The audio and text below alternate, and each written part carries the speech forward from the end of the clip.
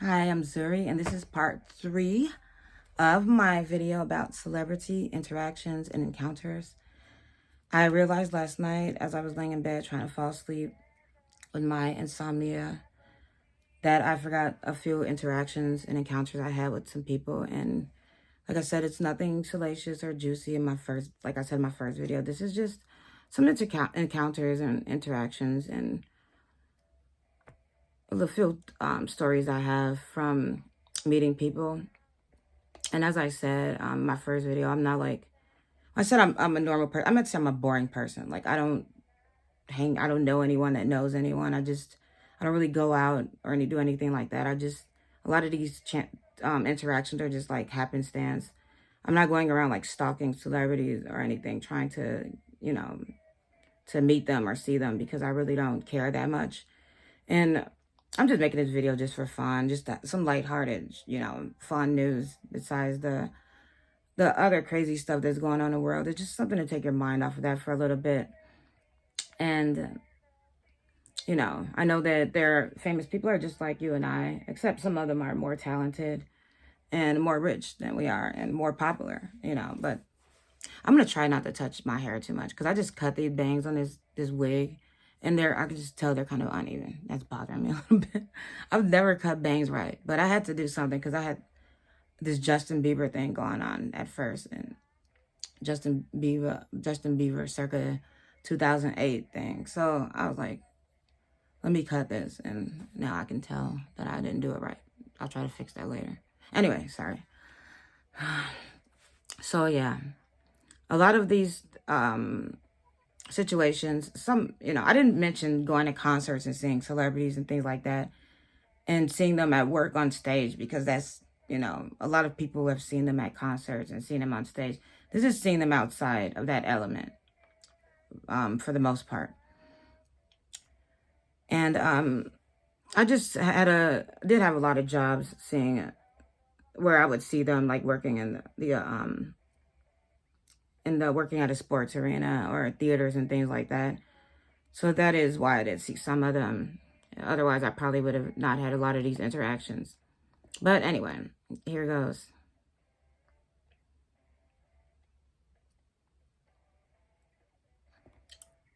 The first person I'm going to talk about that I saw is Julie Andrews. I saw her one time at the Ordway Theater downtown in St. Paul. She was in the audience. I think she had directed a play, and she was just sitting back watching it. And I was bringing people in because I was an usher, I was bringing the late people. And I remember just looking over and seeing her. I'm like, oh my God, there's Julie Andrews. Because we had known that she was there. But I didn't expect seeing her. But it was kind of cool seeing her because she played Mary Poppins. And I remember watching that movie as a kid. So I thought that was super dope just to see her, just being a normal person. Sitting back, laughing, relaxing, not on screen or not, just doing whatever, just being a regular human. So that was cool. At that same job, I did see the Prince of Norway, which I know nobody gives a fuck about unless you're in the region. But I remember it was in 2006. They made us like stay inside the vestibules so that nobody would see him. He didn't want anyone to see him for some reason. I guess I don't know. Maybe he's a big deal in Norway. But I remember looking out the door anyway because I was like, I want to see this dude. What's so special about him? And I saw him, and he was just a normal looking dude. So anyway, if you care about that, I did see that dude. The next person I'm going to talk about is interaction with the comedian Godfrey. I talked to him on Instagram once. I sent him a DM. It wasn't trying to holler at him, nothing like that. I just asked him, would he ever consider replacing Charlemagne on a God on the Breakfast Club? Just because Charlemagne, back in 2019, he seemed like he wasn't happy there anymore after the whole situations with him and Angela Yee, where he interviewed Gucci Mane, who, made some comments about Angela Yee calling her a bitch. And, there was a lot of tension between him and his castmates after that interview. So he seemed like his contract was almost up.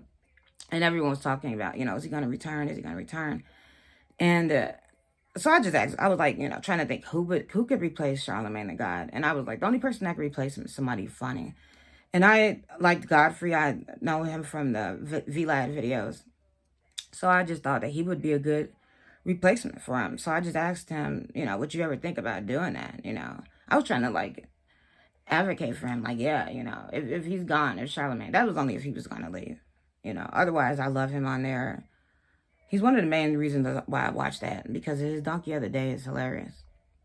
Unfortunately, I haven't had any interaction with him yet, but I am a fan of his, and I'm a fan of that show. I love watching it. So that was my interaction with Godfrey. That was it. It was nothing about that. He seemed like a nice guy. Another one I saw at a theater I worked at, the Orpheum downtown in Minneapolis, was Timmy Campbell, which was kind of cool because I grew up listening to Timmy Campbell. I think a lot of girls my age had a crush on him when he had that Can We Talk? Yeah, he had that in Tomorrow. Tomorrow will bring a better you, a better me. That was a good song. I love that. I think that was like our graduation song when I was in 5th grade. Anyway, Timmy Campbell, I saw him there. I think he was doing a play or something. I remember seeing him standing there, and he was like checking me out, which was crazy because I know I was thinner back then and a lot good looking. I was like young and thin. I wasn't old and fat like I am now. And he was like looking at my ass. I turned around, he was looking at me smiling like, I'm not a groupie. Otherwise I would have been, I'm like, hey, what's up? I don't get down like that. And I always thought there was rumors that he was gay. So I always thought, I didn't even think that he liked women. So maybe he likes both. People don't realize that you don't have to just be one or the other. There are men that are bi. They like men and they like women. One of my closest friends is a man, and he likes men and women.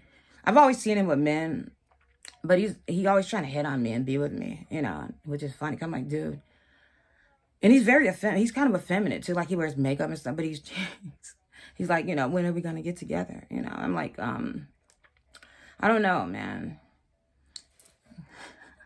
So anyway, that was Tevin Campbell. Yeah, just him smiling at me, looking at me like, and I'm like, hey, okay, how you doing?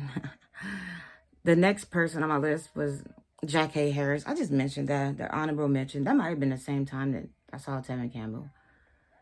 Maybe they were together. I don't remember. I just remember her sitting out to the side, just probably reading her lines or something. Just sitting there, chilling, and just in her normal element, not on stage, not anything. Just chilling. Just, I just mentioned that because I remembered it, seeing her. And like I said, these are just mentions of just seeing people randomly. Well, that wasn't random because I was at work, but just not seeing them performing or anything like that, just in their natural kind of element. Another person I put on my list was Will Perdue, if anyone cares. This was at an event that I went to when I was younger, and I'm mentioning it because I'm from Chicago originally, right? So I was a huge Chicago Bulls fan. Back in the day, I used to watch all of the games. I watched all of the championship, the playoffs. I was like, really huge into basketball when I was younger. I think everyone in Chicago was at that time because it was so exciting watching the games. It was just, I haven't watched them since then, to be honest with you, since the Bulls. I mean, I watched a few Timberwolves games because I did live in Minnesota, but I never got into it like I was back then. But Will Perdue, he was one of the Bulls when they were winning all the championships. I did have his autograph, and my sister did throw that away. I think she threw it away. My sister doesn't like me, apparently, obviously. But yeah, I thought it was cool. I mean, it wasn't like Michael Jordan or anything like that, but it was still, There was another dude there too. I don't remember his name. He was another like bench warmer. Sorry, no disrespect to Will Perdue. But that was the closest I got to meeting someone that knew Michael Jordan, I guess, who is a huge hero in the Black community and in the world, and period. But, especially in our community, we love his shoes, don't we? I think most Black people, not most of them, a lot of them, especially from Chicago, has had at least one pair of Jordans, right? So yeah, I used to love Jordans back in the day too. Now that I'm older, I don't buy them that much because they're expensive as hell. I was buying them for my son, but that was getting too expensive. He's 9 years old. I'm not paying $130 for shoes for a 9-year-old. Like, come on. Oops, I'm shaking this. So, yeah. That was that. And there was some other baseball dudes that I met there. So anybody knows some dude named Bill Minton. I did have his autograph, too. I don't know who the hell he is, but I just mentioned him because he was extremely nice. That was the only reason I put him on there. But he was like some baseball legend or some shit.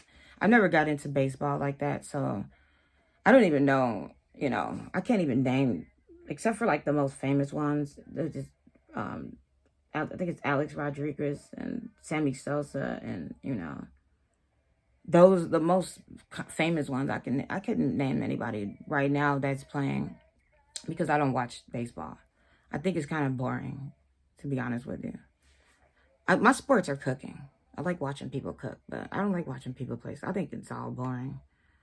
Sorry if you like sports. That's just not my thing, Let's see. Who else is on this list that I have? Did I already say Amy Winehouse backup singer? I think his name is Zylan. I'm so sorry if I'm saying his name wrong, but he started following me on Twitter. And this was like, it was probably like around the time, shortly after she died, that he started following me on there. It was around that time. Yeah. So it was super cool to me because I'm like the hugest Amy Winehouse fan. She's like one of my favorite singers ever, period. I just love her music. I know a lot of her songs. I always liked her songwriting style and her vocal capabilities. I just love her music. I love her song Rehab. I thought it was very different, and her sound was just so different. Her style was unique. I even tried to dress like her back in the day. I was just obsessed with her. So to know that her backup singer started following me, that was huge to me because I'm like, dude, that's just like that 6 degree of separation thing, So I thought that was really cool. I never really talked to him or anything though, but it was just cool. I don't think I'll talk to him, but I would just put that on there. Ryan Lewis is the name of the guy from the Macklemore thrift shop song. Oh, I also had some mistakes from my first video that I wanted to correct. Jimmy Carter, Walter Mondale was vice president to Jimmy Carter during that administration. Not Dan Quayle. Dan Quayle was actually a vice president himself. This hair is getting in my eye. Of himself, so I was completely wrong about that. I think Dan Quayle was probably, oh God, maybe Ronald Reagan's vice president or George Bush. I don't remember. I was really young back then. And the thing at Jimi Hendrix's grave is actually called a mausoleum. I had to look that up because I wanted to say mausoleum yesterday, but I wasn't sure. I thought a mausoleum was like a building that you went into where they have the bodies like in the drawers that you pull out. That's what I didn't know a mausoleum was like the gazebo style grave. So yeah, I'm correcting that as well. Did I have any more mistakes? No, I think that was it that I said. Another person I put on my list is Nicky Cruz. I don't know if anybody know who he is, but back in the day, he was a gang leader. He was like a really big gang leader. I forgot the name of the gangs, the Mau Mau's and something. But it's like Latino gangs, and he had a movie made about him because he converted his life. He converted to Christianity from being a gang member. And there was a preacher named David Wilkerson who helped to convert him to Christianity. And it was just like a really big deal back then that this hardcore gang member became a Christian and eventually a preacher. And, I think he still is a preacher to this day. But he was like the first famous person I ever met when I was younger. Besides the cast of Awakening, which was a show that came on in Chicago. Everybody from Chicago that's around my age would know about The Awakening. It was like a church TV show, this church called Liberty Temple. They used to have these drama shows that came on. I met some of that cast, and I'm not really going to mention them because you wouldn't know who they were unless you were from Chicago watching that back in the day. But everyone used to talk about it, and Chicago was huge. But Nicky Cruz was like the first really famous person I'd ever met in my life because, he had a whole movie made about him. And I just remember meeting him and, him being a nice guy and, he has his own Wikipedia page, so he does have some fame. And like I said, obviously he has a movie, but that was just one of my experiences. I remember that everything was just coming to me when you can't sleep at night. You know, especially if you have ADHD, all these thoughts start coming in your head, and you just remember random stuff that you didn't even know about. So that was that story. Jason Lee, he is another one that's kind of sort of famous because I think he was on Love and Hip Hop or something. It wasn't a good experience with Jason Lee because he blocked me on Instagram because I heard that he was saying colorist stuff about Tasha K's baby, comparing the baby to a gremlin, and I was like, this dude is. I used to love watching his show Hollywood Unlocked before that. I used to watch it all the time. I was a huge fan of his until I saw that someone, I think it was Storm Monroe or someone called him out. Someone that worked for him or intern called out the stuff that he was saying. So after I saw that he was saying that about her baby, I stopped watching his show, and I did make some memes about him, and on Instagram because I don't like anybody that makes fun of babies, talks about kids. That's fucked up. I don't care what and who you are. You do not talk about kids. Kids are off limits. I'm sorry. I don't like Tasha K either. I think she's a fucking negative ass person. I'm gonna make a video about her. Something she said that I saw. I did watch her video last week. Otherwise I do not watch listen to her website. I just wanted to see the interview with that girl from the Portia Williams drama, that situation, the side chick or whoever she was, the one that was messing with Simon. I was curious about what she was gonna say in that video, so I did watch for that purpose. And I did catch a little bit of her commentary about current events. And I was just like, I don't see how anybody could watch her show. She's so fucking negative. Like, don't get me wrong. I can be negative too. I'm not going to sit here and act like I'm all sunshine and happiness and peace. I can get low and dirty with like the best of them. But I'm just saying, like, to constantly be like that all the fucking time, when you consume shit like that, it has an effect on you. Whether it's music or TV, or just watching blogs or something. That's why I just try to stay away from some of these negative ass bloggers, that make these really negative videos and just talk. It just seems like a lot of negativity. But some people like that, I like a balance in my life. I like people that can be negative and positive, at the same time. And that's the balance that I strive to have instead of just always constantly going in on people, going in constantly. That has to be draining and exhausting, But I digress. Yeah, Jason Lee blocked me. First he said something on my video. He was like, oh, how nice. Then he blocked me after that. But that was my Jason Lee story.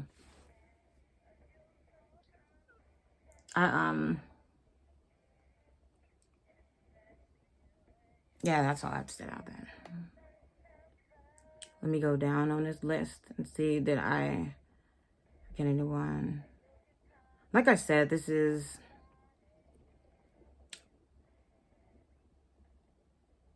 nothing juicy or anything like that. It's just my interactions with people and my stories. I know people. I've met a lot of people that met Obama. And they have pictures with him and stuff. But, I'm telling my stories of who I met. And my sister met Jay-Z. I will mention that because that's an honorable mention because he's one of the most famous people in the world. And he's married to one of the most famous women in the world. And so she met him downtown in Minneapolis. And he was very nice. He took pictures with her and some other woman that was standing around. Oh, this is a quick story I want to tell. So he took pictures with her and this girl, and my sister actually saw him. This was back in the day before camera phones and everything. So my sister saw Jay-Z and he went into a building downtown, and she ran and got a disposable camera because she didn't even have a camera. And she called me and tried to get me to come down, but I think I was sleeping because I used to sleep late back in the day. So anyway, she waited for him to come out of this building, and then she ended up taking a picture with him. And the other girl that was there, she took some pictures. My sister took pictures with her camera of Jay-Z. And that my sister developed. My sister told the girl that she would give her the pictures. I think she got her number. And she said that she was going to give them to her. Now, this is the story I want to tell. One day I was just like, I was at this bus stop. And this was a long time ago. And it was in downtown Minneapolis. I was waiting for this bus. This girl comes. This was years later after that happened. I don't know how many years later. I don't even know, dude. I couldn't even tell you. It had to be, I feel like it was at least 5 years or something. Some time had went by, a lot of time. This girl comes up to me, right? And she's like, she starts fucking going off on me. I didn't even know. I'd never seen her a day in my life. She was like, I think she called me a bitch. She was like, you supposed to give me, what happened, bitch? You never called me. And I was like, wait, who are you again? Like, where do I know you from? I was just like baffled and like, what the fuck is going on? I thought she was crazy. So she says to me, you never gave me that picture of Jay-Z that you took of me when we saw Jay-Z downtown. And I was like, oh, I knew at that moment when she said that she was the girl. Because I remember seeing the pictures of her. My sister had the pictures. And I remember, I was like, oh, I know who you. I was like, that was my sister. That was not me. And she did not fucking believe me. Like, me and my sister look similar. We look alike. I don't think we look that much alike, but a lot of people think we're twins. But she's like, at the time, she is taller than me. I'm only like 5'6", and I think she's probably like 5'9". And she's 5'8" or 5'9". And she was a lot slimmer than me at the time, but people still thought that we looked alike, for some reason. But anyway, she was ready to fight me and beat my ass. She was like, you never get, I was telling her, like, look, that is not me. That was my sister. She's like, yeah, right. That is you. Dude, I had to sit there and try to convince this. I'm like, oh my God. Like, this girl's going to try to fight me over something I didn't even do. I'm like, what the hell? This is messed up. I'm like, dude, that is not me. And then I wasn't talking to my sister. We've had a rocky relationship our whole lives. Like I told you, she threw away my autographs from Will Perdue and those other sports dudes that I didn't know. So anyway, I'm just sitting there pleading with this girl because I'm like, I don't want to fight somebody I don't even know. I mean, I don't mind. At the time, I didn't care about fighting people because I was just kind of wild back then. I went through little phases like that, but I was just like, I'm not going to fight somebody for something that I don't even know about, something I didn't even do. I'm trying to convince. And then eventually I was able, I'm like, dude, that's my sister. I don't even talk to my sister. I was like, I'm sorry she did that to you. That's just how she is. I'm sorry. But I've seen a picture. I don't know why she never called you. I don't know. I was like, I'm sorry, I don't have access to the picture. Otherwise, I would get it for you and give it to you because I know how important that might have been to her because, Jay-Z is a huge star. And he's got even bigger since then. And that would be, cool to show to your kids one day, like, look, I met Jay-Z downtown. You know what I mean? So I could get why she was upset. I totally got that. But I'm like, dude, don't try to fight me or beat my ass for something that my sister did. I'm like, she was like, oh, well, you must be twins or something. I'm like, no, we're not actually twins. She's a year older than me, but, that's that story. I just thought I would throw that in because that shit was crazy. All right, the last person on my list that I'm going to talk about is Chris Isaak. I don't know if anybody knows who Chris Isaak is. He is a singer, and he had a song called, I think, Wicked Games or something like that. So this is a really weird story. So I'm going to explain it. I was watching, it was one day, a boring day. This is way back in the day, before internet, before cell phones, before all of that. I don't even think I had cable TV at this time. I was just watching TV, and this movie called Wicked Games was on with Ellen. And I watched it because I liked Ellen. I thought she was funny. And so I was watching it. And in this movie, they kept playing this song. This dude, it's Mr. Wrong was the name of the movie. They kept playing Chris Isaak throughout the whole movie. Which was, I didn't think anything of it. I was just like, okay, Chris Isaak. They kept playing Wicked Games, and I was just like, okay. And for some reason later, I decided to go downtown in Minneapolis that day. As I was on a bus, I looked out the window, and I am not fucking kidding you. It's a true story. What do I see? If you guessed Chris Isaak, you would be correct. And I know it's Chris Isaak because I've seen Chris Isaak before. I've seen the video, and I've seen him. I knew it was him because he was signing an autograph. And I also knew it was him because He was standing on, he was in front of the Orpheum Theater. I think that was the Orpheum. Yeah, it was the Orpheum Theater. Or was it the Historic State Theater? Maybe it was the Orpheum. I don't know. Anyway, he was standing under the marquee. And on the marquee, it says Chris Isaak. So I'm like, oh, okay. This is Chris. This is weird. I just saw him in this movie. They're playing this song over and over again. So that was like weird just to have something like that happen. That was one of the weirdest things in my life, to be honest with you. Just what they call the synchronicity, I believe, is the term for it. Have you ever had any synchronicities before? If so, please share that with me. Also, if you have any run-ins with celebrities or interactions, whether it's online or in real life, you've seen them. I don't care about concerts and shit like that. I mean, just like seeing them just out and about or at a party, at a club, or, you know, just anything like that. Feel free to share your stories with me. I am interested in hearing that. And, oh, I just want to mention right quick, I did cook for the Blazers, the Portland Blazers, for 2 seasons. So I've probably seen a lot of them. I don't know who they are because I just don't watch basketball like that anymore. So I don't know their names. But I know that I worked there for 2 seasons and I cooked for them. And we did cook for several stars. So I'm just going to mention that because I think it's kind of cool. We cooked for Madonna. And I remember she was at my job. I never saw her because when Madonna was there, they shut down the whole building. Like, you couldn't walk past her. But the dressing rooms were right next to the kitchen. So there was this big M that they made out of tape on the ground. And it was there for a long time. Even after Madonna was gone, they left it there.